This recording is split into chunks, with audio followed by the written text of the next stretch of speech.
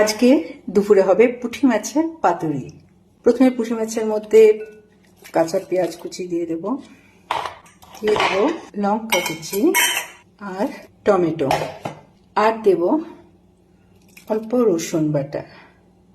এবার দিয়ে দেব টেস্ট অনুযায়ী নুন, হলুদ, চিনি আর দেব সরষের তেল। এবার এগুলোকে খুব ভালো করে মাখিয়ে নেব। আমার মাখানো হয়ে গেছে। ফ্রাইং প্যানে সরষের তেলটা দিয়ে দিলাম। এরপর লাউ পাতাগুলো এটার উপরে এক এক করে দিয়ে দেব।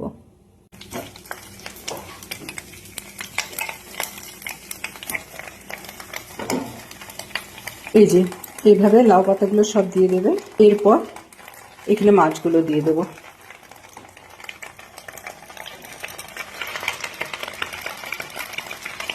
এই যে দেখো মাছগুলো সব দেওয়া হয়ে গেছে। এরপর লাউ পাতা দিয়ে আবার ঢেকে দেব। এইভাবে লাউ পাতা দিয়ে ঢেকে দিয়ে গ্যাসটাকে একদম সিমে দিয়ে দেব। এবার দেখিনি আমার মাছের পাতুরি কত দূর হলো। এই যে দেখো রেডি আমার মাছের পাতুরি। খুব সুন্দর গন্ধ বেরিয়েছে।